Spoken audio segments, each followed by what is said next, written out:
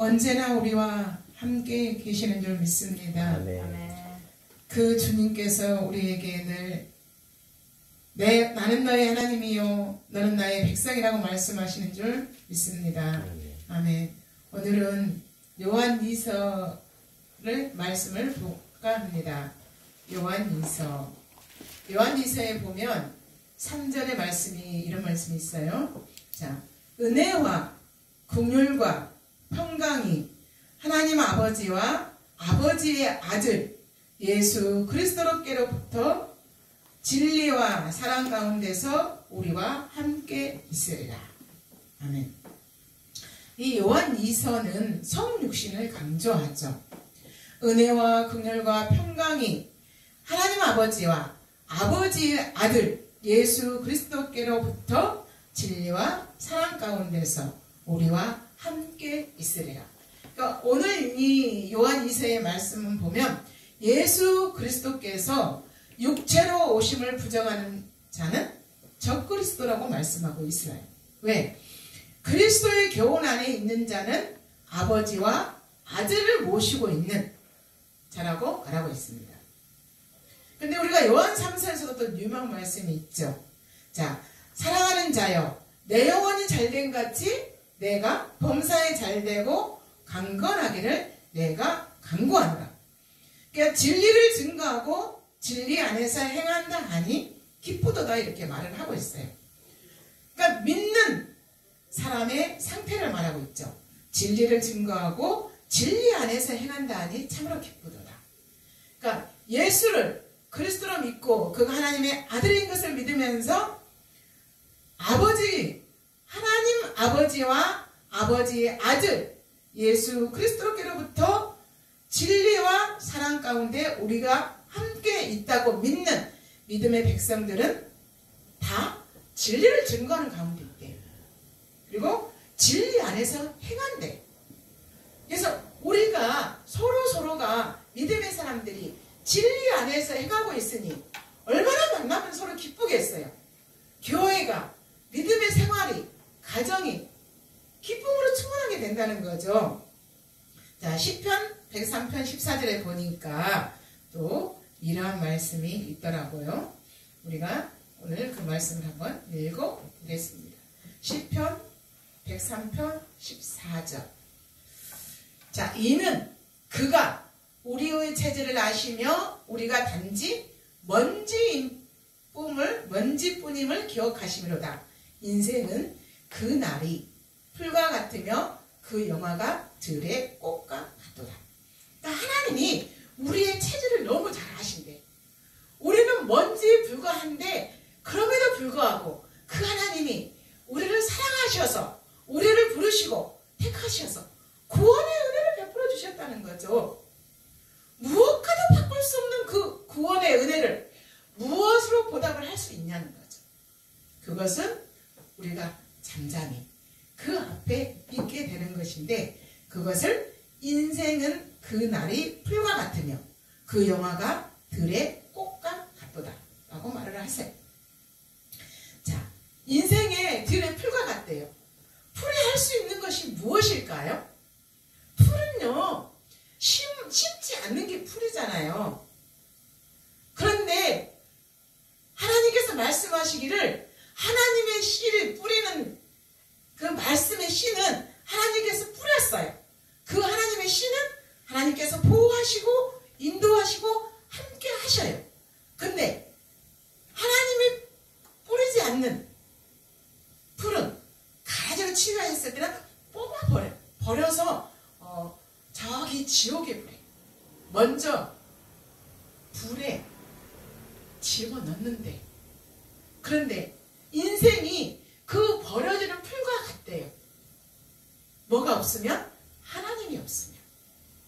하나님의 은혜가 없으면. 근데 한번 우리 요즘 이제 가을철이잖아요. 얼마나 그 가을에 그 둘의 그 꽃들이 얼마나 예쁜가요? 아주 아름다운 형형 색상으로 그 아름다운 채태를 뽐내며 각기 자기의 색상이 다르고 열매가 다르고 꽃이 달라요.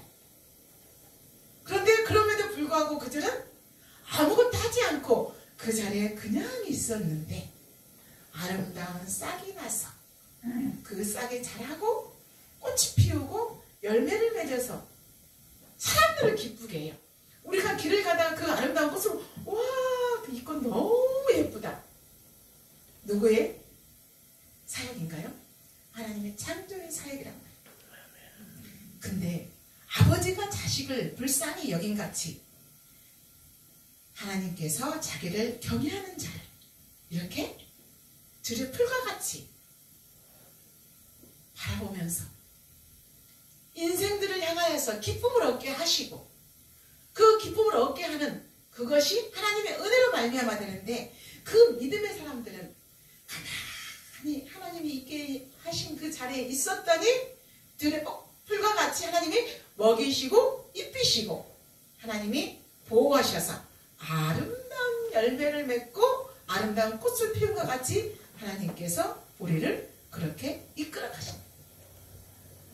그 예수님께서 부활하심은 그 예수께서 사셨다고 하는 그 부활하심은 하나님의 힘이요 권능이요 할당의 주권이란 말이에요.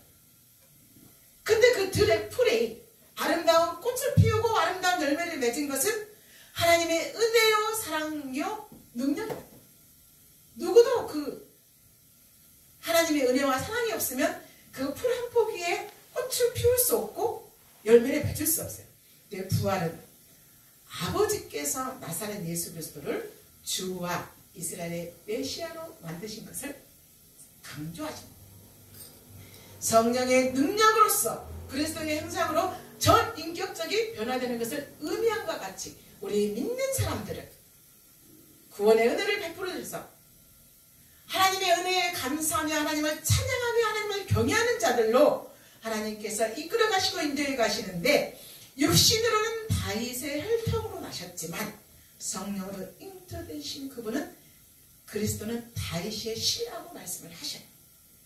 근데 아브라함의 후손을 갈라디아서 3장 16절에 보면 여럿을 가리켜 그 자손이라 하지 아니하고 오직 한 사람을 가리켜 내 자손이라 하였으니 곧 그리스도라.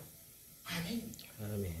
우리는 그리스도를 통하여서 구원을 얻고 그리스도를 통하여서 하나님의 은혜 가운데 거하고 그리스도 안에서 하나님의 주신 그 축복을 누릴 수 있는 하늘의 축복, 이 땅에서 겸하여 받는 그 축복은 그 그리스도의 발자취는 성경에 예언되어 있는 그 예언을 이루어가는 그 발자취, 은혜와 심판을 통해서 영원한 열쇠를 소유하신 그분은 지하의 세계의 문을 죽은 자를 부활하신 능력이요 무저갱의 열쇠와 사망의 음모의 열쇠와 천국의 열쇠까지 그분의 소유란 말이에요.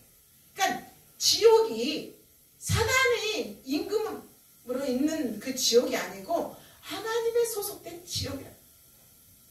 디모데전서 4장 8절에 보면 참된 생명은 부활로 말미암아 그의 주권으로 영생을 정하시고 생명책에 기록하시고 하나님의 뜻은 너희의 거룩한 못하고 곧 음란을 버리고 다른 신을 섬기지 말고 오직 나만 바라보라. 나와 함께 하자. 나의 말을 청종하라. 하나님의 계획은 독생자를 주심으로 말미암아 처음과 마지막에 그 하나님의 신성을 강조하고 있다. 그 신성은 아버지의 권능이요 그 권능은 그리스도를 통해서 나타난다. 그러니까 성도의 직분은 아버지 하나님과 그 아들의 예수 그리스도를 강조하는 것인데 그 예수 그리스도는 말씀하시기를 잔치를 배설하려거든 가난한 자들과 저는 자들과 소경을 청하라. 그리하면 갚을 것이 없는 거로 내게 복이